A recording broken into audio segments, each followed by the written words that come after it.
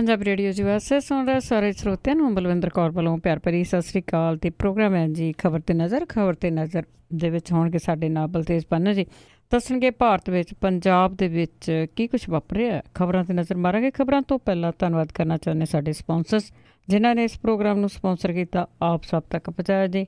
ਹਰਵਿੰਦਰ ਸਿੰਘ ਜੀ ਸਮਰਾ ਜੁਬਾ city ਤੋਂ, ਗੁਰਪ੍ਰੀਤ ਸਿੰਘ ਬਰਾੜ ਫਰੈਜ਼ਨੋ, ਸੁੱਚਾ ਸਿੰਘ ਜੀ ਫਰੈਜ਼ਨੋ ਤੋਂ, Bahadur Singh Gill Pavalar, Satnam Singh Shergill Salma, ਅਸ਼ਾਨਜੀਤ Singh Kaloti ਜੱਬਾ city ਤੋਂ, ਗੁਰਦੀਪ ਸਿੰਘ ਬੈਦੀ ਕਲੋਵਸ, ਖਾਲਸਾ ਇੰਸ਼ੋਰੈਂਸ ਏਜੰਸੀ ਵਾਲੇ ਸੈਨੋਜੇ ਤੋਂ ਜੋ ਹਰ ਇੱਕ ਤਰ੍ਹਾਂ ਦੀ ਇੰਸ਼ੋਰੈਂਸ ਕਰਦੇ ਨੇ। 4082722500 ਉਹਨਾਂ ਦਾ ਫੋਨ ਨੰਬਰ ਹੈ।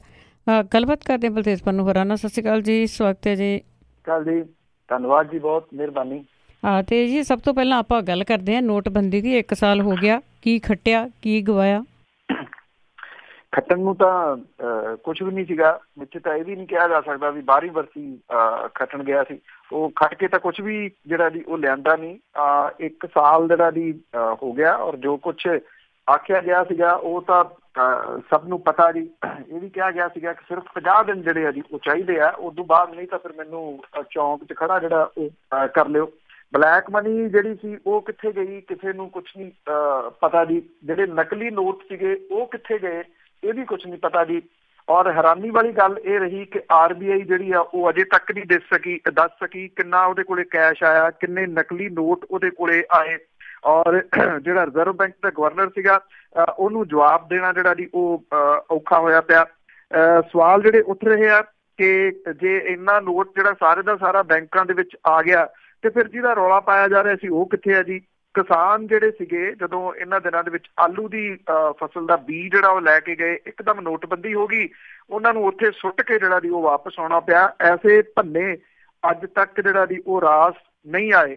ਬੈਂਕਾਂ ਦੀਆਂ ਲਾਈਨਾਂ ਦੇ ਵਿੱਚ ਲੱਗੇ ਹੋਏ ਲੋਕ ਜਿਹੜੇ ਵਿਚਾਰੇ ਦਿਹਾੜੀ ਕਰਦੇ ਜਾਂ ਦੂਜਾ ਕੰਮ ਧੰਦਾ ਕਰਦੇ ਸੀ, ਉਹ ਛੱਡ ਕੇ ਉਹਨਾਂ ਨੂੰ ਬੈਂਕਾਂ ਦੀਆਂ ਲਾਈਨਾਂ ਦੇ ਵਿੱਚ ਲੱਗਣਾ ਪੈ ਗਿਆ। ਸੈਂਕੜੇ ਲੋਕ ਜਿਹੜੇ ਸੀਗੇ ਉਹ ਆਪਣੀ ਜਾਨ ਗਵਾ ਗਏ। ਅਜੇ ਵੀ ਜਿਹੜੀ ਸਰਕਾਰ ਹੈ ਜੀ ਉਹ ਕਹਿੰਦੀ ਆ ਕਿ ਇਹਨੂੰ ਉਹਨਾਂ ਨੇ ਸੈਲੀਬ੍ਰੇਟ ਜਿਹੜਾ ਜੀ ਅੱਜ ਕਰਨਾ। ਸਾਬਕਾ ਪ੍ਰਧਾਨ ਮੰਤਰੀ ਡਾਕਟਰ ਮਨਮੋਹਨ ਸਿੰਘ ਹੋਰਾਂ ਨੇ ਕੱਲ ਜਿਹੜਾ ਜੀ ਇਹ ਗੱਲ ਆਖੀ ਗੁਜਰਾਤ ਦੇ ਵਿੱਚ ਕਿ ਨੋਟਬੰਦੀ ਤੇ GST ਦੀ ਦੋਹਰੀ ਮਾਰ ਨੇ ਮੁਲਕ ਦੀ ਆਰਥਿਕਤਾ ਬਿਲਕੁਲ ਤਬਾਹ ਕਰ ਦਿੱਤੀ ਹੈ। ਉਹਨਾਂ ਨੇ ਕਿਹਾ ਕਿ ਇਹਨਾਂ ਯਾਦਗਾਰੀ ਗਲਤੀਆਂ ਤੋਂ ਕੋਈ ਸਬਕ ਨਾ ਸਿੱਖਣ ਲਈ ਮੌਜੂਦਾ ਜਿਹੜੀ ਸਰਕਾਰ ਹੈ ਉਹ ਹਮੇਸ਼ਾ ਦੋਸ਼ੀ ਜਿਹੜੀ ਉਹ ਕਹੀ ਜਾਊਗੀ। ਨਰਿੰਦਰ ਮੋਦੀ ਹੋਰਾਂ ਦੇ ਉੱਤੇ ਉਹਨਾਂ ਨੇ ਜਿਹੜੇ ਵੀ ਸ਼ਬਦੀ ਹਮਲੇ ਤੇਜ਼ ਕੀਤੇ। ਇਹ ਵੀ ਕਿਹਾ ਕਿ ਸਰਕਾਰ ਬੁਲਟ ਟ੍ਰੇਨ ਪ੍ਰੋਜੈਕਟ ਜਿਹਦੇ ਤਹਿਤ ਮੁੰਬਈ ਤੇ ਅਹਿਮਦਾਬਾਦ ਨੂੰ ਜੋੜਿਆ ਜਾਣਾ, ਉਹਨਾਂ ਨੇ ਕਿਹਾ ਕਿ ਇਹ ਦਿਖਾਵੇ ਵਾਲੀ ਕਾਰਵਾਈ ਆ, ਇਸ ਤੋਂ ਬਿਨਾਂ ਹੋਰ ਕੁਛ ਨਹੀਂ। ਉਹਨਾਂ ਨੇ ਨੋਟਬੰਦੀ ਨੂੰ ਸੰਗਠਿਤ ਲੁੱਟ ਤੇ ਕਾਨੂੰਨੀ ਡਾਕਾ ਜਿਹੜਾ ਜੀ ਇਹ ਕਰਾਰ ਦਿੱਤਾ। ਇਹਦੇ ਸਖਤ ਲਫ਼ਜ਼ ਜਿਹੜੇ ਸੀ ਉਹਨਾਂ ਨੇ ਵਰਤੇ। ਦੂਜੇ ਪਾਸੇ ਸਰਕਾਰੀ ਪੱਖ ਜਿਹੜਾ ਜੀ ਉਹਦੇ ਵਿੱਚ ਜਿਹੜੇ ਵਿੱਤ ਮੰਤਰੀ ਅਰੁਣ ਜੇਤਲੀ ਹੋਰੀ ਨੇ ਉਹ ਕਹਿੰਦੇ ਕਿ ਨੈਤਿਕ ਮੁਹਿੰਮ ਤੇ ਇਖਲਾਕੀ ਕਦਮ ਸੀ ਇਹ। ਉਹ ਕਹਿੰਦੇ ਜੀ ਲੁੱਟ ਤਾਂ ਉਹ ਸੀਗੀ ਜਦੋਂ ਡਾਕਟਰ ਮਨਮੋਹਨ ਸਿੰਘ ਹੋਰਾਂ ਦੇ ਕਾਰਜਕਾਲ ਦੇ ਦੌਰਾਨ 2G ਰਾਸ਼ਟਰਮੰਡਲ ਖੇਡਾਂ ਤੇ ਕੋਲਾ ਬਲਾਕ ਵੰਡ ਦੇ ਵਿੱਚ ਘੁਟਾਲਿਆਂ ਦੇ ਰੂਪ ਦੇ ਵਿੱਚ ਹੋਈ ਸੀ। ਉਹਨਾਂ ਨੇ ਕਿਹਾ ਕਿ ਨੋਟਬੰਦੀ ਦੇ ਫੈਸਲੇ ਦੇ ਨਾਲ ਆਰਥਿਕਤਾ ਦਾ ਵਿਸਥਾਰ, ਸਫਾਈ ਦਾ ਆਧਾਰ ਜਿਹੜਾ ਦੀ ਉਹ ਜ਼ਿਆਦਾ ਹੋ ਗਿਆ। ਉਹਨਾਂ ਨੇ ਕਿਹਾ ਕਿ ਸਰਕਾਰ ਆਪਣੇ 1 ਸਾਲ ਬਾਅਦ ਇਸ ਫੈਸਲੇ ਦੇ ਉੱਤੇ ਖੜੀ ਆ ਕਿ ਇਹ ਇੱਕ ਹਿਸਟੋਰਿਕ ਮੂਵਮੈਂਟ ਸੀਗਾ ਜੀ। ਵਾਕਿਆ ਹੀ ਹਿਸਟੋਰਿਕ ਸੀਗਾ ਜੀ। ਜਦੋਂ ਇਹ ਆਖਿਆ ਗਿਆ ਕਿ ਦੁਨੀਆ ਭਰ ਦੇ ਜਿੰਨੇ ਅਰਥ ਸ਼ਾਸਤਰੀ ਨੇ ਉਹਨਾਂ ਨੂੰ ਕਹਿੰਦੇ ਇਹਦੀ ਕੀ ਸਮਝ ਕੇ ਅਸੀਂ ਕੀ ਕਰ ਦਿੱਤਾ। ਵਾਕਿਆ ਹੀ ਇਹਦਾ ਜਿਹੜਾ ਜੇ ਇਹਨੂੰ ਉਲਟਾ ਕੇ ਵੇਖਿਆ ਜਾਵੇ ਤਾਂ ਗੱਲ ਤਾਂ ਉਹਨਾਂ ਦੀ ਠੀਕ ਸੀ। ਕਿਸੇ ਨੂੰ ਕੋਈ ਸਮਝ ਨਹੀਂ ਆਈ ਵੀ ਇਹ ਕੀਤਾ ਕੀ ਗਿਆ।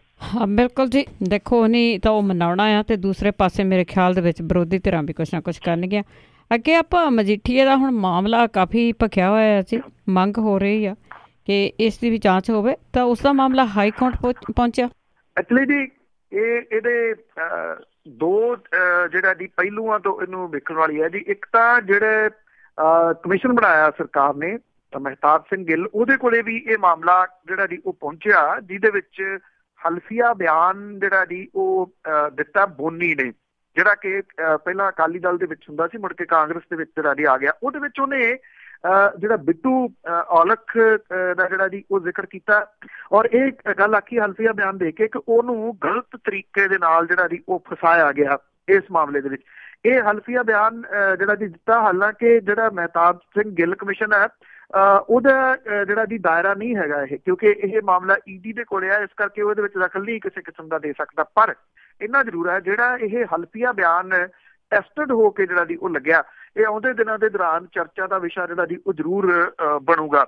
ਦੂਜੇ ਪਾਸੇ ਇਹ ਮਾਮਲਾ ਜਿਹੜਾ ਦੀ ਅਦਾਲਤ ਦੇ ਵਿੱਚ ਵੀ ਪਹੁੰਚ ਗਿਆ। ਪੰਜਾਬ ਹਰਿਆਣਾ ਹਾਈ ਕੋਰਟ ਦੇ ਵਿੱਚ ਸਾਬਕਾ ਮੰਤਰੀ ਤੇ ਅਕਾਲੀ ਆਗੂ ਜਿਹੜਾ ਦੀ ਬਿਕਰਮ ਸਿੰਘ ਮਜੀਠੀਆ ਹੋਰਾਂ ਵਾਲੇ ਮਾਮਲੇ ਦੇ ਵਾਸਤੇ ਇਹ ਜਾਂਚ ਕਰਨ ਦੀ ਮੰਗ ਜਿਹੜੀ ਹੈ ਜੀ ਉਹਦੇ ਵਾਸਤੇ ਇੱਕ ਹਾਈ ਕੋਰਟ ਦੇ ਵਿੱਚ ਅਰਜ਼ੀ ਪਾਈ ਗਈ ਆ। ਹਾਈ ਕੋਰਟ ਨੇ 28 ਨਵੰਬਰ ਨੂੰ ਇਹਦੇ ਉੱਤੇ ਸੁਣਵਾਈ ਤੈਅ ਕੀਤੀ ਆ।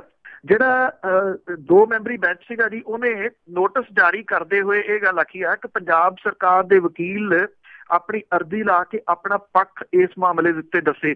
ਚੰਡੀਗੜ੍ਹ ਦੀ ਜਿਹੜੀ ਸੰਸਥਾ ਹੈ lawyers for human rights international, ਉਹਨੇ ਦਾਇਰ ਅਰਜ਼ੀ ਦੇ ਵਿੱਚ ਇਹ ਕਿਹਾ ਕਿ ਐਨਫੋਰਸਮੈਂਟ ਡਾਇਰੈਕਟੋਰੇਟ ਦੇ ਅਫਸਰ ਨਰਿੰਜਨ ਸਿੰਘ ਤੇ 3 ਦੋਸ਼ੀ ਜਿਹੜੇ ਸੀ ਉਹਨਾਂ ਦੇ ਬਿਆਨ ਦਰਜ ਕੀਤੇ ਸੀਗੇ, ਔਰ ਇਹਦੇ ਵਿੱਚ ਬਾਰ-ਬਾਰ ਸਾਬਕਾ ਮੰਤਰੀ ਦਾ ਨਾਮ ਆਇਆ ਸੀਗਾ। ਔਰ ਹਾਈ ਕੋਰਟ ਈਡੀ ਤੋਂ ਸਟੇਟਸ ਰਿਪੋਰਟ ਮੰਗੇ ਕਿ ਜਗਜੀਤ ਚਹਿਲ, ਜਗਦੀਸ਼ ਭੋਲਾ, ਮਨਜਿੰਦਰ ਸਿੰਘ ਔਲਖ ਤੇ ਮਜੀਠੀਆ ਨੂੰ ਲੈ ਕੇ ਜਿਹੜੇ ਦਿੱਤੇ ਗਏ ਬਿਆਨ ਸੀਗੇ ਕਿ ਉਹਦੇ ਉੱਤੇ ਕੋਈ ਕਾਰਵਾਈ ਕੀਤੀ ਗਈ ਜਾਂ ਨਹੀਂ।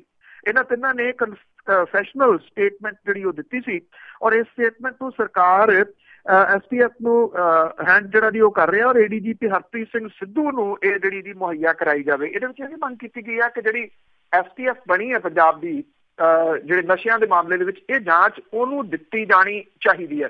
ਵੈਸੇ ਜਿਹੜੀ ਈਡੀ ਨੇ ਪੁੱਛਗਿੱਛ ਜਿਹੜੀ ਉਹ ਕੀਤੀ ਸੀਗੀ, ਉਹਦੇ ਕੁਝ ਸਵਾਲ ਜਿਹੜੇ ਹੈ ਜੀ ਕਿਹੜੇ ਪੁੱਛੇ ਗਏ ਸੀ, ਉਹ ਵੀ ਪੱਤਰਕਾਰਾਂ ਦੇ ਕੁਝ ਗਰੁੱਪ ਦੇ ਵਿੱਚ ਜਿਹੜੇ ਜੀ ਉਹ ਕੱਲ ਦੇ ਘੁੰਮ ਰਹੇ ਨੇ, ਭਾਵ ਕਿ ਉਹ ਲੀਕ ਹੋਏ ਨੇ ਜੀ। ਔਰ ਉਹਦੇ ਵਿੱਚ ਕਾਫੀ ਕੁਝ ਜਿਹੜਾ ਹੈਗਾ ਕਿ ਕੀ ਕੁਝ ਪੁੱਛਿਆ ਗਿਆ ਸੀਗਾ। ਹੁਣ 28 ਨਵੰਬਰ ਜਿਹੜੀ ਹੈ ਜੀ ਉਹ ਅਹਿਮ ਰਹੂਗੀ ਕਿ ਉਸ ਦਿਨ ਪੰਜਾਬ ਹਰਿਆਣਾ ਹਾਈ ਕੋਰਟ ਜਿਹੜੀ ਹੈ ਜੀ ਇਸ ਮਾਮਲੇ ਦੇ ਉੱਤੇ ਕੀ ਫੈਸਲਾ ਕਰਦੀ ਹੈ। ਜੇ ਉਹ ਇਹ ਹੁਕਮ ਕਰਦੀ ਹੈ ਕਿ ਇਹ ਮਾਮਲਾ STF ਨੂੰ ਦਿੱਤਾ ਜਾਵੇ, ਜਾਂ ਪੰਜਾਬ ਸਰਕਾਰ ਜਿਹੜੀ ਹੈ ਜੀ ਇਸ ਮਾਮਲੇ ਦੇ ਉੱਤੇ ਕੀ ਜਵਾਬ ਦਿੰਦੀ ਹੈ, ਇਹ ਬੜਾ ਅਹਿਮ ਜਿਹੜਾ ਜੀ ਉਹ ਰਹੂਗਾ।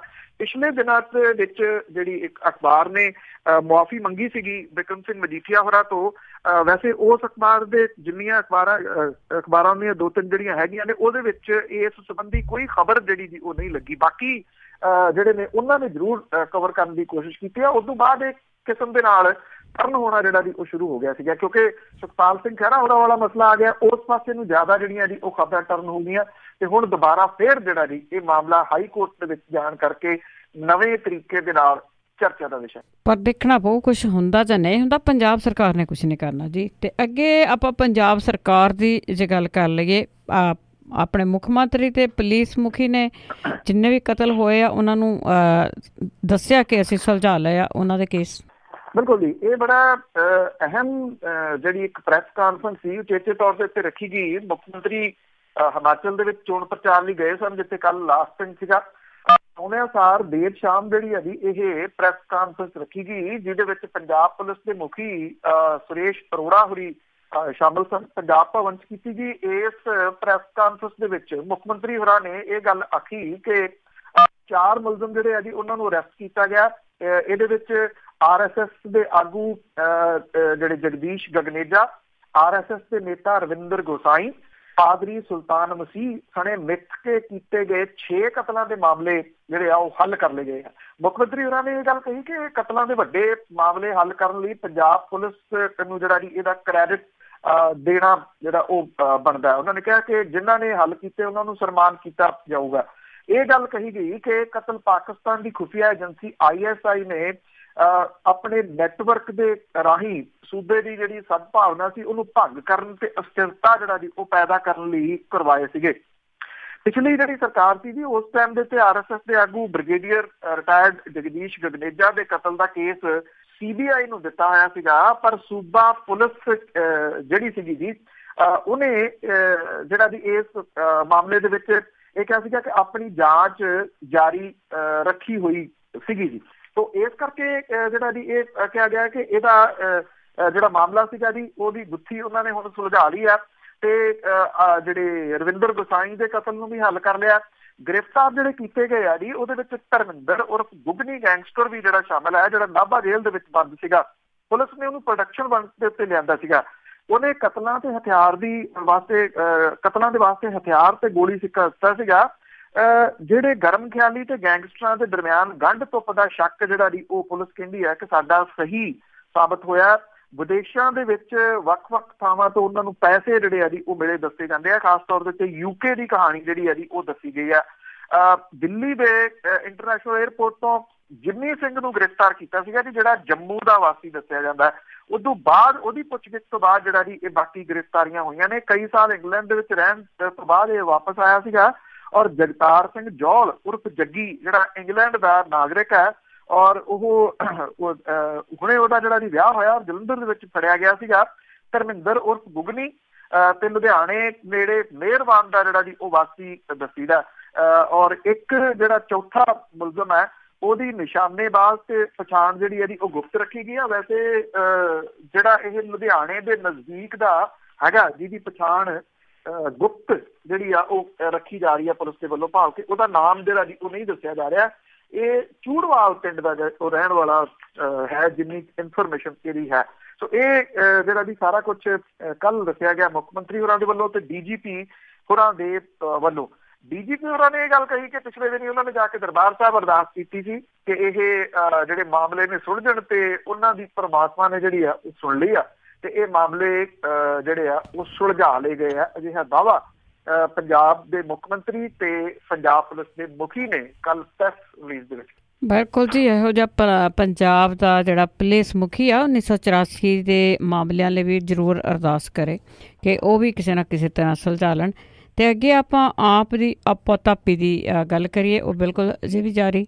ਦੀ ਕੱਲ ਜਿਹੜੇ ਵਿਰੋਧੀ ਧਿਰ ਦੇ ਨੇਤਾ ਨੇ ਸੁਖਪਾਲ ਸਿੰਘ ਖਹਿਰਾ ਹੋਰਾਂ ਨੇ ਪ੍ਰੈਸ ਕਾਨਫਰੰਸ ਜਿਹੜੀ ਸੀਗੀ ਜੀ ਉਹ ਚੰਡੀਗੜ੍ਹ ਦੇ ਵਿੱਚ ਕੀਤੀ। ਉਹਨਾਂ ਨੇ ਜਿਹੜੀ ਇਹਦੇ ਵਿੱਚੋਂ ਕੁਝ ਜਿਹੜੇ ਗੈਰ ਹਾਜ਼ਰ ਰਹੇ ਤਾਂ ਪਾਰਟੀ ਪ੍ਰਧਾਨ ਭਗਵੰਤ ਮਾਨ ਹੋਰੀ ਇਹਦੇ ਵਿੱਚ ਹੈ ਨਹੀਂ ਸੀਗੇ। 6 ਵਿਧਾਇਕ ਜਿਹੜੇ ਜੀ ਉਹ ਗੈਰ ਹਾਜ਼ਰ ਰਹੇ। 14 ਵਿਧਾਇਕ ਜਿਹੜੇ ਸੀਗੇ ਉਹ ਸੁਖਪਾਲ ਸਿੰਘ ਖਹਿਰਾ ਹੋਰਾਂ ਦੀ ਹਮਾਇਤ ਦੇ ਵਿੱਚ ਉੱਥੇ ਪਹੁੰਚੇ ਸੀਗੇ। ਜਿਹੜੇ ਬੈਂਸ ਭਰਾ ਨੇ ਉਹ ਵੀ ਪਹੁੰਚੇ ਸੀਗੇ ਜੀ ਇੱਥੇ। ਸੁਖਪਾਲ ਸਿੰਘ ਖਹਿਰਾ ਹੋਰਾਂ ਨੇ ਇਹ ਕਿਹਾ ਕਿ ਭਗਵੰਤ ਮਾਨ ਹੋਰਾਂ ਦੇ ਨਾਲ ਉਹਨਾਂ ਦੀ ਫੋਨ ਤੇ ਗੱਲਬਾਤ ਹੋਈ ਆ, ਉਹ ਉਹਨਾਂ ਦੇ ਨਾਲ ਨੇ ਔਰ ਉਹਨਾਂ ਤੋਂ ਪਾਸੇ ਨਹੀਂ। ਜਿਹੜੇ ਹੈਗੇ ਨੇ ਜੀ ਫੂਲਕਾ ਸਾਹਿਬ ਉਹ ਨਹੀਂ ਇਹਦੇ ਵਿੱਚ ਆਏ। ਕੰਵਰ ਸੰਧੂ ਹੋਰੀ ਕੈਨੇਡਾ ਦੇ ਵਿੱਚ ਨੇ, ਇਸ ਕਰਕੇ ਉਹ ਨਹੀਂ ਆਏ। ਇਸ ਤੋਂ ਇਲਾਵਾ ਕੁਲਤਾਰ ਸਿੰਘ ਸੰਧਵਾ, ਪ੍ਰੋਫੈਸਰ ਬਲਜਿੰਦਰ ਕੌਰ, ਅਮਰਜੀਤ ਸਿੰਘ ਸੰਦੋਆ ਜਿਹੜੇ ਜੀ ਇਹ ਵੀ ਤੇ ਪ੍ਰਿੰਸੀਪਲ ਬੁੱਧਰਾਮ ਇਹ ਵੀ ਇਹਦੇ ਵਿੱਚੋਂ ਜਿਹੜਾ ਜੀ ਉਹ ਗੈਰ ਹਾਜ਼ਰ ਸੀਗੇ। ਸੁਖਪਾਲ ਸਿੰਘ ਖਹਿਰਾ ਹੋਰਾਂ ਨੇ ਇਹਦੇ ਵਿੱਚ ਜਿਹੜਾ ਜੀ ਸ਼ਕਤੀ ਪ੍ਰਦਰਸ਼ਨ ਕਰਦਿਆਂ ਇਹ ਗੱਲ ਜਿਹੜੀ ਜੀ ਆਖੀ ਕਿ ਕਾਂਗਰਸ ਤੇ ਅਕਾਲੀ ਬੀਜੇਪੀ ਵਾਲੇ ਜਿਹੜੇ ਆ ਉਹਨਾਂ ਨੇ ਮਿਲ ਕੇ ਉਹਨਾਂ ਦੇ ਖਿਲਾਫ ਇੱਕ ਸਾਜ਼ਿਸ਼ ਜਿਹੜੀ ਹੈ ਜੀ ਉਹ ਕੀਤੀ ਆ ਔਰ ਜਿਹਦੇ ਕਰਕੇ ਉਹਨਾਂ ਨੂੰ ਇਹ ਫਸਾਉਣ ਦੀ ਕੋਸ਼ਿਸ਼ ਸੀਗੀ। ਔਰ ਉਹਨਾਂ ਨੇ ਕਿਹਾ ਕਿ ਇਹ ਜਿਹੜੀ ਸਾਰੀ ਸਾਜ਼ਿਸ਼ ਆ ਇਹਨੂੰ ਆਉਣ ਵਾਲੇ ਦਿਨਾਂ ਦੇ ਦੌਰਾਨ ਬੇਪਰਦ ਜਿਹੜਾ ਜੀ ਉਹ ਕਰਨਗੇ। ਦੂਜਾ ਜਿਹੜਾ ਬਲਜਿੰਦਰ ਕੌਰ ਹੋਰਾਂ ਵਾਲਾ ਬਿਆਨ ਸੀਗਾ ਜੀ ਇਸ ਮੁੱਦੇ ਉੱਤੇ ਤੇ ਉਹਨਾਂ ਨੇ ਕੋਈ ਗੱਲ ਜਿਹੜੀ ਜੀ ਉਹ ਨਹੀਂ ਕੀਤੀ। ਬਲਜਿੰਦਰ ਕੌਰ ਹੋਰੀ ਇਹ ਜ਼ਰੂਰ ਕੁਝ ਥਾਵਾਂ ਦੇ ਉੱਤੇ ਕਹਿੰਦੇ ਜਿਹੜਾ ਜੀ ਉਹ ਨਜ਼ਰ ਆਏ ਕਿ ਮੇਰਾ ਬਿਆਨ ਜਿਹੜਾ ਉਹ ਤੋੜ ਮਰੋੜ ਕੇ ਪੇਸ਼ ਕੀਤਾ। ਜੇ ਉਹ ਬਿਆਨ ਤੋੜ ਮਰੋੜ ਕੇ ਪੇਸ਼ ਕੀਤਾ ਸੀ ਉਹਨਾਂ ਨੇ ਨਹੀਂ ਸੀ ਦਿੱਤਾ ਤੇ ਫਿਰ ਉਹ ਕੱਲ ਦੀ ਮੀਟਿੰਗ ਦੇ ਵਿੱਚ ਵੀ ਉਹ ਹਾਜ਼ਰ ਨਹੀਂ ਹੋਏ। ਇਹ ਆਪਣੇ ਆਪ ਦੇ ਵਿੱਚ ਜਿਹੜਾ ਜੀ ਉਹ ਸਵਾਲ ਹੈ। ਔਰ ਇਸ ਤੋਂ ਉੱਪਰ ਜਿਹੜੀ ਗੱਲ ਹੈ ਕਿ ਹਾਈ ਕਮਾਂਡ ਜਿਹੜੀ ਹੈ ਉਹ ਅਜੇ ਵੀ ਇਸ ਸਾਰੇ ਮਾਮਲੇ ਦੇ ਉੱਤੇ ਚੁੱਪਧਾਰੀ ਜਿਹੜਾ ਜੀ ਉਹ ਬੈਠੀ ਆ। ਪਤਾ ਨਹੀਂ ਕਿਸ ਚੀਜ਼ ਦਾ ਉਹਨੂੰ ਇੰਤਜ਼ਾਰ ਹੈ ਕਿ ਇਹ ਜਿਹੜਾ ਕੁਛ ਹੋਵੇ। ਵੈਸੇ ਸੁਖਪਾਲ ਸਿੰਘ ਖਹਿਰਾ ਹੋਰਾਂ ਵਾਲਾ ਮਾਮਲਾ ਹੈ ਜਿਹੜਾ ਹਾਈ ਕੋਰਟ ਦੇ ਵਿੱਚ ਹੈ, ਉਹਦੇ ਉੱਤੇ ਕੱਲ ਦੀ ਸੁਣਵਾਈ ਜਿਹੜੀ ਹੈ ਜੀ ਉਹਦੇ ਉੱਤੇ ਕਾਫੀ ਸਾਰੀ ਨਜ਼ਰ ਜਿਹੜੀ ਆ ਉਹ ਲੱਗੀ ਰਹੂਗੀ ਕਿ ਬਹਿਸ ਦੇ ਵਿੱਚ ਉੱਥੋਂ ਜਿਹੜਾ ਜੀ ਉਹ ਕੀ ਨਿਕਲਦਾ ਹੈ। ਬੇਸ਼ੱਕ ਜਿਹੜਾ ਸੰਮਨ ਜਾਰੀ ਹੋਇਆ ਉਹਦੇ ਉੱਤੇ ਸਟੇ ਹੋ ਗਿਆ, ਪਰ ਜਿਹੜੀ ਵੱਡੀ ਸੁਖਪਾਲ ਸਿੰਘ ਖਹਿਰਾ ਹੋਰਾਂ ਦੇ ਹੱਕ ਦੇ ਵਿੱਚ ਜਿਹੜੀ ਗੱਲ ਜਾਂਦੀ ਹੈ, ਜਿਹੜਾ ਉਹਨਾਂ ਦਾ ਇੱਕ ਜਿਹੜਾ ਪੋਜ਼ਿਟਿਵ ਪੁਆਇੰਟ ਹੈ ਕਿ FIR ਦੇ ਵਿੱਚ ਉਹਨਾਂ ਦਾ ਨਾਮ ਜਿਹੜਾ ਉਹ ਨਹੀਂ ਹੈਗਾ ਤੇ ਫਿਰ ਜਿਹੜੀ ਜੱਜਮੈਂਟ ਹੈ ਉਹਦੇ ਵਿੱਚ ਜਿਹੜਾ ਵੀ ਇਹ ਨਾਮ ਦੱਸਿਆ ਜਾਂਦਾ ਔਰ ਜਿਹੜੇ ਸੰਮਨ ਨੇ ਉਹ ਗੈਰ ਜ਼ਮਾਨਤੀ ਜਾਰੀ ਕੀਤੇ ਗਏ ਸੀਗੇ ਪਰ ਉਹਨਾਂ ਦੇ ਉੱਤੇ ਸਟੇ ਹੈ। ਸੋ ਕੱਲ ਦੇ ਜਿਹੜੀ ਹੈ ਜੀ ਉਹ ਲੱਗੀ ਰਹੂਗੀ। ਪਾਰਟੀ ਦੀ ਜਿਹੜੀ ਦੀ ਖਿੱਡੀ ਲਾਉਣ ਵਾਲੀ ਗੱਲ ਜਾਂ ਜਿਹੜਾ ਦੀ ਪਾਸੇ ਆਸੇ ਰਹਿਣ ਵਾਲੀ ਗੱਲ ਉਹ ਉਸੇ ਤਰੀਕੇ ਦੇ ਨਾਲ ਪੰਜਾਬ ਦੇ ਵਿੱਚ ਜਿਹੜੀ ਹੈ ਜੀ ਉਹ ਜਾਰੀ ਆ। ਵੈਸੇ ਇਹ ਮੌਕਾ ਸੀਗਾ ਜਦੋਂ ਇਕਜੁੱਟਤਾ ਇਹਨਾਂ ਨੂੰ ਦਿਖਾਉਣੀ ਚਾਹੀਦੀ ਸੀ। ਇਸ ਤਰ੍ਹਾਂ ਦੀ ਕੋਈ ਗੱਲ ਜਿਹੜੀ ਉਹ ਨਜ਼ਰ ਘੱਟ ਆਈ ਹੈ। ਬਿਲਕੁਲ ਜੀ, ਪੰਜਾਬ ਦੇ ਵਿੱਚ ਜਿਹੜੀ ਮਰਜ਼ੀ ਪਾਰਟੀ ਹੋਵੇ ਕੁਰਸੀਆਂ ਇੱਕ ਦੂਜੇ ਦੇ ਥੱਲੇ ਖਿੱਚਣ ਦੀ ਜਿਹੜੀ ਦੌੜ ਆ ਉਹ ਅਜੇ ਵੀ ਜਾਰੀ ਆ। ਤੇ ਪਹਿਲਾਂ ਵੀ ਆਪਾਂ ਗੱਲ ਕੀਤੀ ਹੈ ਕਿ ਪੰਜਾਬ ਦੀ ਹਵਾ ਖਰਾਬ ਹੈ ਤੇ ਹਾਦਸੇ ਹੀ ਹਾਦਸੇ। ਦੇਖੋ ਜੀ, ਪੰਜਾਬ ਦੇ ਵਿੱਚ ਤਾਂ ਹਾਲਾਤ ਇਹ ਨੇ ਕਿ ਜਿਹੜੇ ਮੈਡੀਕਲ ਦੇ ਮਾਹਰ ਨੇ ਉਹਨਾਂ ਨੇ ਜਿਹੜਾ ਜੀ ਦੱਸਿਆ ਕਿ ਜ਼ਰੂਰਤ ਨਾ ਹੋਵੇ ਤੇ ਘਰੋਂ ਬਾਹਰ ਨਾ ਨਿਕਲਿਆ ਜਾਵੇ, ਕਿਉਂਕਿ ਜ਼ੀਰੋ ਵਿਜ਼ਿਬਿਲਿਟੀ ਜਿਹੜੇ ਜੀ ਉਹ ਅਗਲੇ 24 ਘੰਟਿਆਂ ਦੇ ਦੌਰਾਨ ਰਹਿਣ ਦੇ ਆਸਾਰ ਜਿਹੜੇ ਆ ਉਹ ਦੱਸੇ ਜਾ ਰਹੇ ਆ। ਸਕੂਲਾਂ ਦੇ ਵਿੱਚ ਜਿਹੜੀ ਗਿਣਤੀ ਆ ਜੀ ਉਹ ਘਟੀ ਆ ਲੋਕਾਂ ਦੀ, ਬੱਚਿਆਂ ਦੀ ਜਿਹੜੀ, ਮਾਫ ਕਰਨਾ। ਔਰ ਜਿਹੜੇ ਡਾਕਟਰ ਨੇ ਉਹਨਾਂ ਨੇ ਇਹ ਵੀ ਗੱਲ ਆਖੀ ਆ ਕਿ ਬੱਚਿਆਂ ਨੂੰ ਸਕੂਲ ਗਰਾਊਂਡਾਂ ਦੇ ਵਿੱਚ ਜਿਹੜਾ ਜੀ ਉਹ ਨਾ ਖਿਡਾਇਆ ਜਾਵੇ, ਉਹਨਾਂ ਦੀਆਂ ਬਾਹਰ ਦੀਆਂ ਐਕਟੀਵਿਟੀਜ਼ ਬੰਦ ਕਰ ਦਿੱਤੀਆਂ ਜਾਣ। ਇਹ ਵੀ ਵਾਰਨਿੰਗ ਦੀ ਗਈ ਹੈ ਕਿ ਸਵੇਰ ਦੀ ਸੈਰ ਨਾ ਕਰੋ। ਹੁਣ ਇਹ ਦੋ ਚੀਜ਼ਾਂ ਸੀਗੀਆਂ ਦੀ, ਜਿਹੜੀ ਸਵੇਰ ਦੀ ਸੈਰ ਹੈ ਤੇ ਚਾਹੇ ਜਿਹੜੀਆਂ ਗਰਾਊਂਡ ਦੀਆਂ ਐਕਟੀਵਿਟੀਜ਼, ਕਿਸੇ ਟਾਈਮ ਇਹਨਾਂ ਨੂੰ ਹੀ ਬੈਸਟ ਜਿਹੜਾ ਜੀ ਉਹ ਮੰਨਿਆ ਜਾਂਦਾ ਸੀਗਾ। ਹਾਲਾਤ ਬਦਲੇ ਨੇ ਜੀ, ਬਦਲੇ ਹੋਏ ਹਾਲਾਤਾਂ ਦੇ ਵਿੱਚ ਦੋਵੇਂ ਜਿਹੜੀਆਂ ਇਹ ਗਲਤ ਕਰਾਰ ਦੇ ਦਿੱਤੀਆਂ ਗਈਆਂ ਨੇ। ਜਿਹੜੇ ਥਾਂ ਥਾਂ ਦੇ ਉੱਤੇ ਹੋਏ ਹਾਦਸੇ, ਉਹਨਾਂ ਦੇ ਵਿੱਚ ਕਈ ਮੌਤਾਂ ਜਿਹੜੀਆਂ ਜੀ ਹੋਈਆਂ। ਸਭ ਤੋਂ ਗੰਭੀਰ ਹਾਦਸਾ ਜਿਹੜਾ ਸੀਗਾ ਜੀ ਫਿਰੋਜ਼ਪੁਰ ਫਾਜ਼ਿਲਕਾ ਰੋਡ ਦੇ ਉੱਤੇ ਹੋਇਆ, ਬੱਸ ਤੇ ਟਰਾਲੇ ਦੇ ਵਿਚਾਲੇ। ਇਹਦੇ ਵਿੱਚ 10 ਮੌਤਾਂ ਜਿਹੜੀਆਂ ਜੀ ਉਹ ਹੋਈਆਂ। ਬਹੁਤੇ ਇਹਦੇ ਵਿੱਚ ਉਹ ਸਨ ਜੀ ਜਿਹੜੇ ਰੋਜ਼ ਕੰਮਾਂ ਕਾਰਾਂ ਦੇ ਉੱਤੇ ਜਾਂਦੇ ਆ।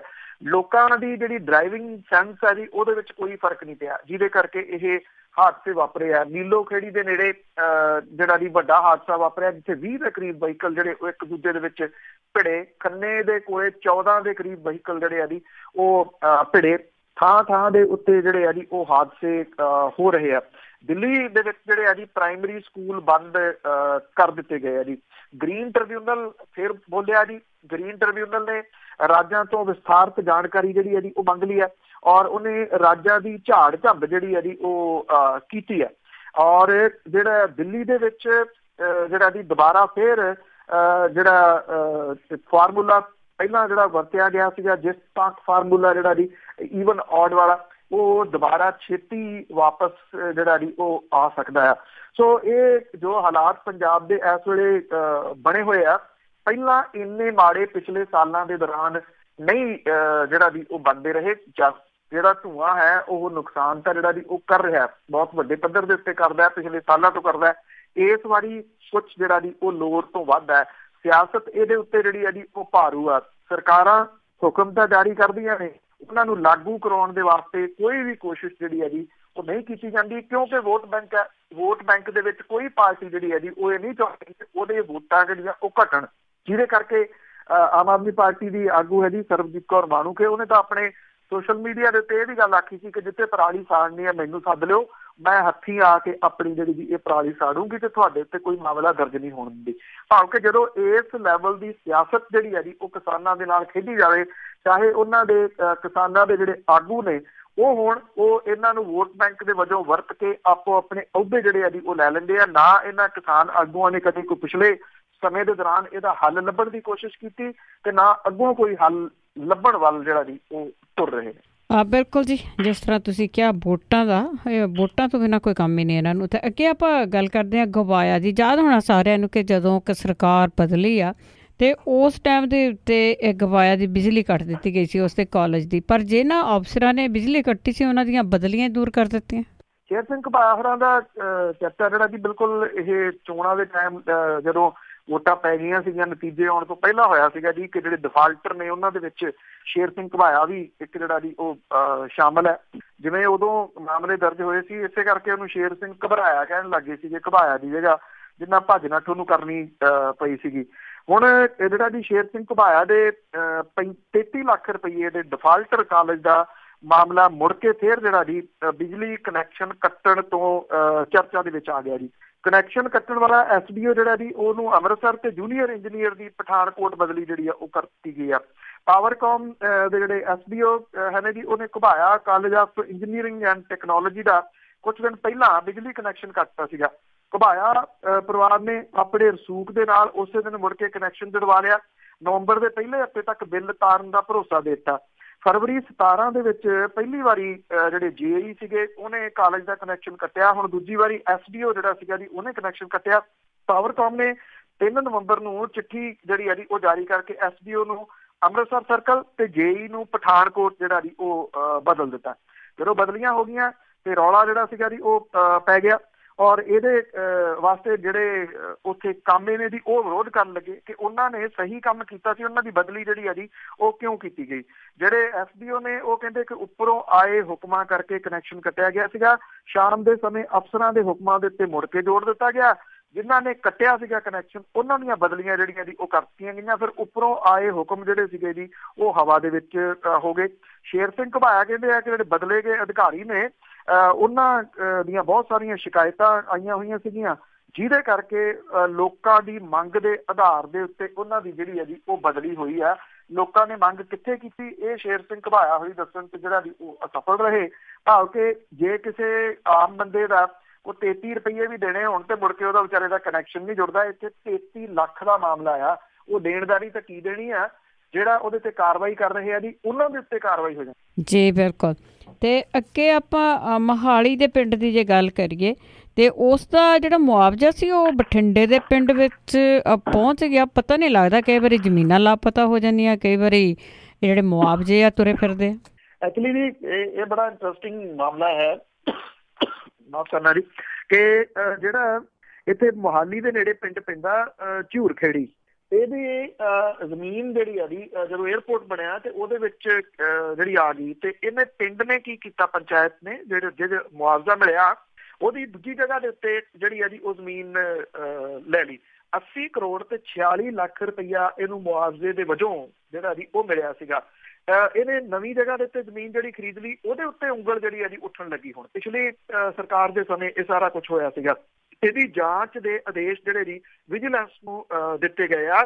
ਪੰਚਾਇਤ ਵਿਭਾਗ ਨੇ ਇਸ ਮਾਮਲੇ ਦੀ ਜ਼ਿੰਮੇਵਾਰ ਅਧਿਕਾਰੀ ਜਿਹੜੇ ਆ ਜੀ ਉਹ ਮੁਅੱਤਲ ਕੀਤੇ ਆ, ਪਿੰਡ ਦਾ ਸਰਪੰਚ ਵੀ ਮੁਅੱਤਲ ਕੀਤਾ। ਹੋਇਆ ਇਹ ਆ ਕਿ ਪਿੰਡ ਝੂਰ ਖੇੜੀ ਦੀ ਪੰਚਾਇਤ ਨੇ ਮੁਆਵਜ਼ੇ ਦੀ ਜਿਹੜੀ ਰਕਮ ਮਿਲੀ ਸੀ ਉਹਦੇ ਵਿੱਚੋਂ 5 ਕਰੋੜ ਰੁਪਏ ਬਠਿੰਡੇ ਭੇਜ ਕੇ ਝੂਰ ਖੇੜੀ ਪੰਚਾਇਤ ਨੇ ਮਤਾ ਪਾ ਕੇ ਕਰਜ਼ੇ ਦੇ ਰੂਪ ਦੇ ਵਿੱਚ ਜ਼ਿਲ੍ਹਾ ਪਰਿਸ਼ਦ ਕੰਪਲੈਕਸ ਬਠਿੰਡੇ ਦੀ ਇਮਾਰਤ ਦੇ ਵਾਸਤੇ ਇਹ 5 ਕਰੋੜ ਰੁਪਇਆ ਦੇਤਾ, ਜਿਹੜਾ ਕਿ ਦਿੱਤਾ ਨਹੀਂ ਜਾ ਸਕਦਾ ਜੀ।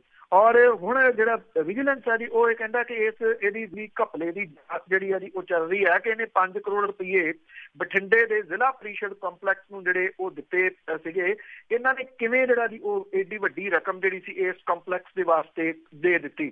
ਜ਼ਿਲ੍ਹਾ ਪਰਿਸ਼ਦ ਬਠਿੰਡਾ ਦਾ ਚੇਅਰਮੈਨ ਹੈ ਜੀ ਗੁਰਪ੍ਰੀਤ ਸਿੰਘ ਮਲੂਕਾ, ਜਿਹੜਾ ਕਿ ਸਿਕੰਦਰ ਸਿੰਘ ਮਲੂਕਾ ਦਾ ਮੁੰਡਾ, ਉਹਨੇ ਜਿਹੜਾ ਜੀ ਇਹ ਲੈ ਕੇ ਗਿਆ। ਔਰ ਇਹ ਕਿਹਾ ਜਾ ਰਿਹਾ ਜੀ ਕਿ ਪੰਚਾਇਤ ਨੇ ਉਹਨਾਂ ਨੂੰ ਦਿੱਤਾ ਸੀਗਾ ਕਰਜ਼ੇ ਦੇ ਰੂਪ ਦੇ ਵਿੱਚ। ਅਜੇ ਤੱਕ ਕਹਿੰਦੇ ਪੰਚਾਇਤਾਂ ਨੇ ਸਾਡੇ ਕੋਲੋਂ ਫੰਡ ਵਾਪਸ ਨਹੀਂ ਮੰਗੇ, ਜੇ ਮੰਗੇ ਤਾਂ ਫਿਰ ਉਹ ਮੋੜ ਦੇਣਗੇ। ਤੁਸੀਂ ਬਹਾਨਾ ਦੇਖੋ ਜੀ ਕਿਸ ਕਿਸਮ ਦਾ ਹੈ ਕਿ ਪੰਚਾਇਤ ਨੇ ਪੈਸਾ ਅਜੇ ਮੰਗਿਆ ਹੀ ਨਹੀਂ। 5 ਕਰੋੜ ਰੁਪਈਆ ਕੋਈ ਮਾਮੂਲੀ ਰਕਮ ਤਾਂ ਹੁੰਦੀ ਨਹੀਂ ਜਿਹਨੂੰ ਉਹ ਦੇ ਕੇ ਭੁੱਲ ਗਏ ਹੋਣ। ਇਹ ਕਿਹਾ ਜਾ ਰਿਹਾ ਜੀ ਕਿ ਐਕਚੁਅਲੀ ਇਹ ਧੌਣ ਤੇ ਗੋਡਾ ਰੱਖ ਕੇ ਜਿਹੜੇ ਆ ਜੀ ਉਹ ਪੈਸੇ ਲਏ ਗਏ ਸੀ ਵੀ ਇੰਨਾ ਮੁਆਵਜ਼ਾ ਆਇਆ ਤੇ ਬਠਿੰਡੇ ਜਾ ਕੇ ਜਿਹੜਾ ਜ਼ਿਲ੍ਹਾ ਪਰਿਸ਼ਦ ਦੀ ਬਿਲਡਿੰਗ ਬਣਾਉਣੀ ਆ ਉਹਦੇ ਵਾਸਤੇ ਇਹ ਪੈਸਾ ਜਿਹੜਾ ਜੀ ਉਹ ਦਿਓ। ਹੁਣ ਮਤਾ ਜਿਹੜਾ ਜੀ ਉਹ ਪਾਇਆ ਗਿਆ, ਜੇ ਕਰਜ਼ੇ ਦੇ ਰੂਪ ਦੇ ਵਿੱਚ ਦਿੱਤਾ ਤਾਂ ਇਹਦੇ ਵਾਸਤੇ ਕੋਈ ਜਿਹੜਾ ਜੀ ਉਹ ਵਿਆਜ ਹੋਊਗਾ, ਕੋਈ ਵਿਆਜ ਜਿਹੜਾ ਜੀ ਉਹ ਨਹੀਂ ਇਹਦੇ ਵਿੱਚ ਲਿਖਿਆ ਗਿਆ। ਇਸ ਤਰੀਕੇ ਦੇ ਨਾਲ ਜਿਹੜੇ ਆ ਜੀ ਉਹ ਪੈਸੇ ਖਪਾਏ ਗਏ ਆ। ਵਿਜੀਲੈਂਸ ਦੀ ਜਾਂਚ ਦੇ ਜਿਹੜੇ ਹੁਕਮ ਦਿੱਤੇ ਗਏ ਆ। ਵਿਜੀਲੈਂਸ ਦੇ ਬਾਰੇ ਦੇ ਵਿੱਚ ਆਪਾਂ 2-3 ਦਿਨ ਪਹਿਲਾਂ ਗੱਲ ਜਿਹੜੀ ਉਹ ਕੀਤੀ ਸੀਗੀ ਕਿ ਇਸ ਵੇਲੇ ਕਿਵੇਂ ਉਹ ਆਪਣਾ ਭਰੋਸਾ ਬਹੁਤਾ ਜਿਹੜਾ ਜੀ ਉਹ ਗਵਾ ਚੁੱਕੀ ਹੋਈ ਆ, ਕਿਉਂਕਿ ਇਹਨਾਂ ਜਿੰਨੇ ਜਿਹੜੀ ਜਾਂਚ ਵਗੈਰਾ ਹੁੰਦੀ ਆ ਮੁੜ ਕੇ ਉਹੀ ਜਾਂਚ ਜਿਹੜੀ ਹੈ ਜੀ ਉਹ ਵਾਪਸ ਲੈਣ ਤੁਰ ਪੈਂਦੇ ਆ ਅਦਾਲਤਾਂ ਦੇ ਵਿੱਚੋਂ। ਇਸ ਕਰਕੇ ਉਹਦੀ ਵੀ ਬਹੁਤੀ ਜਿਹੜੀ ਜੀ ਕੋਈ ਗੱਲਬਾਤ ਰਹੀ ਨਹੀਂ। ਸੋ ਦੇਖਦੇ ਆ ਇਹ 5 ਕਰੋੜ ਵਾਲਾ ਮਾਮਲਾ ਜਿਹੜਾ ਜੀ ਉਹ ਲੱਭ ਲੈਂਦੇ ਆ ਜਾਂ ਨਹੀਂ ਜੀ। ਤੇ ਅੱਗੇ ਆਪਾਂ ਖੂਨਦਾਨ ਦੀ ਜੇ ਗੱਲ ਕਰੀਏ ਤਾਂ ਪੁਲਿਸੀਏ ਵੀ ਖੂਨਦਾਨ ਕਰਨਗੇ ਜੀ। ਇਸ ਵੇਲੇ ਜਿਹੜੀ ਸਭ ਤੋਂ ਵੱਡੀ ਮੁਸੀਬਤ ਬਣੀ ਹੋਈ ਹੈ ਜੀ ਉਹ ਖੂਨ ਦੀ ਕਮੀ ਜਿਹੜੀ ਆ ਉਹ ਬਣੀ ਹੋਈ ਆ। ਜਿਹੜਾ ਡੇਂਗੂ ਆ ਇਹਦੇ ਨਾਲ ਜਿਹੜੇ ਸੈੱਲ ਹੈ ਜੀ ਜਿਹੜੇ ਉਹ ਘੱਟ ਜਾਂਦੇ, ਪਲੇਟਲੈਟਸ ਜਿਹੜੇ, ਤੋਂ ਉਹਦੇ ਵਾਸਤੇ ਖੂਨ ਦੀ ਲੋੜ ਪੈਂਦੀ ਹੈ ਜੀ। ਥਾਂ ਦੇ ਉੱਤੇ ਜਿਹੜੇ ਫੋਨ ਆਉਂਦੇ ਆ ਉਹ ਇੱਕੋ ਚੀਜ਼ ਦੇ ਵਾਸਤੇ ਆਉਂਦੇ ਆ ਕਿ ਕਿਸੇ ਦਾ ਆ ਹੋਵੇ ਖੂਨ ਦਾ ਗਰੁੱਪ ਤੇ ਖੂਨ ਜਿਹੜਾ ਜੀ ਉਹ ਚਾਹੀਦਾ, ਕਿਉਂਕਿ ਇੱਥੇ ਜਿਹੜੀ ਖੂਨ ਦਾਨ ਕਰਨ ਦੀ ਜਿਹੜੀ ਪਿਰਤ ਹੈ ਉਹ ਨਹੀਂ ਪੈ ਸਕੀ, ਬਹੁਤ ਜ਼ਿਆਦਾ ਬਹੁਤ ਘੱਟ ਹੈ। ਹੈਗੀ ਆ ਅਵੇਅਰਨੈਸ ਪਰ ਬਹੁਤ ਥੋੜ੍ਹੀ ਹੈ। ਪਰ ਹੁਣ ਥੋੜ੍ਹਾ ਜਿਹਾ ਇਹ ਦੱਸਿਆ ਗਿਆ ਜੀ ਕਿ ਪੰਜਾਬ ਪੁਲਿਸ ਦੇ ਜਿਹੜੇ ਮੁਲਾਜ਼ਮ ਨੇ ਉਹ ਲੋੜ ਪੈਣ ਦੇ ਉੱਤੇ ਖੂਨਦਾਨ ਜਿਹੜਾ ਜੀ ਉਹ ਕਰਿਆ ਕਰਨਗੇ। ਲੁਧਿਆਣਾ ਪੁਲਿਸ ਨੇ ਆਪਣੇ ਮੁਲਾਜ਼ਮਾਂ ਦਾ ਬਲੱਡ ਗਰੁੱਪ ਦੇ ਹਿਸਾਬ ਦੇ ਨਾਲ ਡਾਟਾ ਜਿਹੜਾ ਉਹ ਤਿਆਰ ਕਰ ਲਿਆ ਔਰ ਸ਼ਹਿਰ ਦੇ ਸਾਰੇ ਬਲੱਡ ਬੈਂਕਾਂ ਦੇ ਨਾਲ ਸੰਪਰਕ ਕਰ ਲਿਆ। ਕਿਸੇ ਵੀ ਬਲੱਡ ਬੈਂਕ ਦੇ ਵਿੱਚ ਜਦੋਂ ਕਿਸੇ ਗਰੁੱਪ ਦਾ ਖੂਨ ਜਿਹੜਾ ਜੀ ਅਵੇਲੇਬਲ ਨਹੀਂ ਹੋਊਗਾ ਤਾਂ ਪੁਲਿਸ ਦੇ ਨੋਡਲ ਅਫਸਰਾਂ ਨੂੰ ਫੋਨ ਕਰਕੇ ਸੂਚਿਤ ਕੀਤਾ ਜਾਊਗਾ, ਜਿਨ੍ਹਾਂ ਦੇ ਵੱਲੋਂ ਆਪਣੇ ਮੁਲਾਜ਼ਮਾਂ ਦੀ ਮਦਦ ਦੇ ਨਾਲ ਖੂਨ ਮੁਹੱਈਆ ਜਿਹੜਾ ਜੀ ਉਹ ਕਰਵਾਇਆ ਜਾਊਗਾ। ਇਹ ਡਾਟਾ ਜਿਹੜਾ ਜੀ ਤਿਆਰ ਕੀਤਾ ਗਿਆ, ਲੋੜ ਪੈਣ ਦੇ ਉੱਤੇ ਹਸਪਤਾਲ ਜਾ ਕੇ ਮਰੀਜ਼ਾਂ ਨੂੰ ਜਿਹੜਾ ਜੀ ਇਹ ਪੁਲਿਸ ਵਾਲੇ ਜਿਹੜੇ ਆ ਉਹ ਖੂਨਦਾਨ ਕਰਿਆ ਕਰਨਗੇ। ਲੁਧਿਆਣਾ ਪੁਲਿਸ ਦੇ ਵਿੱਚ ਇਹ ਦੱਸਿਆ ਗਿਆ ਜੀ ਕਿ ਇੱਦਾਂ ਦੇ ਹਜ਼ਾਰਾਂ ਮੁਲਾਜ਼ਮ ਨੇ ਜਿਹੜੇ ਬਲੱਡ ਗਰੁੱਪ ਦੇ ਹਿਸਾਬ ਦੇ ਨਾਲ ਉਹਨਾਂ ਨੇ ਇਹਦੇ ਵਿੱਚ ਜਿਹੜਾ ਜੀ ਸ਼ਮੂਲੀਅਤ ਕੀਤੀ ਆ ਔਰ ਇਹ ਜਾਣਗੇ ਵੀ ਉੱਥੇ ਜਿਹੜਾ ਜੀ। ਇਹ ਕਿਹਾ ਗਿਆ ਜੀ ਕਿ ਕੁਝ ਪੁਲਿਸ ਮੁਲਾਜ਼ਮ ਹੈਗੇ ਆ ਜਿਹੜੇ ਪਹਿਲਾਂ ਵੀ ਇੱਦਾਂ ਦੀ ਸੇਵਾ ਜਿਹੜੇ ਉਹ ਨਿਭਾ ਰਹੇ ਆ। ਲੁਧਿਆਣੇ ਤੋਂ ਇਲਾਵਾ ਜਲੰਧਰ ਤੇ ਅੰਮ੍ਰਿਤਸਰ ਦੇ ਵਿੱਚ ਵੀ ਇਹ ਖੂਨਦਾਨ ਕਰਨ ਦੇ ਵਾਸਤੇ ਜਿਹੜਾ ਜੀ ਉਹ ਜਾ ਚੁੱਕੇ ਆ। ਚੰਗੀ ਗੱਲ ਹੈ ਜੀ ਇਹ ਕਿ ਪੁਲਿਸ ਵਾਲੇ ਜਿਹੜੇ ਨੇ ਉਹ ਖੂਨ ਦਾਨ ਕਰਨਗੇ। ਇੰਨਾ ਹੈ ਜੀ ਕਿ ਕੱਲ ਨੂੰ ਜੇ ਕਿਸੇ ਨੇ ਇਤਰਾਜ਼ ਕੀਤਾ ਉਹ ਖੂਨ ਲੈਣ ਤੋਂ ਤੇ ਫਿਰ ਉਹਦਾ ਕੀ ਅਸਰ ਹੋ ਸਕਦਾ, ਉਹ ਆਪ ਹੀ ਉਹਦਾ ਆਪਣੇ ਜ਼ਿੰਮੇਵਾਰ ਹੋਊਗਾ ਜੀ। ਜੀ ਬਿਲਕੁਲ, ਬਹੁਤ ਬਹੁਤ ਧੰਨਵਾਦ ਬਲਤੇਜ ਪੰਨੂ ਜੀ, ਮਿਹਰਬਾਨੀ ਜੀ, ਸਤਿ ਸ਼੍ਰੀ ਅਕਾਲ ਜੀ। ਤੇ ਸਰੋਤੇ ਸਨ ਬਲਤੇਜ ਪੰਨੂ ਜੋ ਸਾਡੇ ਨਾਲ ਜੁੜਦੇ ਨੇ, ਕਰਦੇ ਨੇ ਖਬਰਾਂ। ਇਸੇ ਦੇ ਨਾਲ ਸਾਡਾ ਅੱਜ ਦਾ ਬੁਲਟਨ ਇੱਥੇ ਸਮਾਪਤ। ਅਗਲੇ ਬੁਲਟਨ ਤੱਕ ਬਲਵਿੰਦਰ ਕੌਰ ਵੱਲੋਂ ਆਪ ਸਭ ਨੂੰ ਪਿਆਰ ਭਰੀ ਸਤਿ ਸ਼੍ਰੀ ਅਕਾਲ।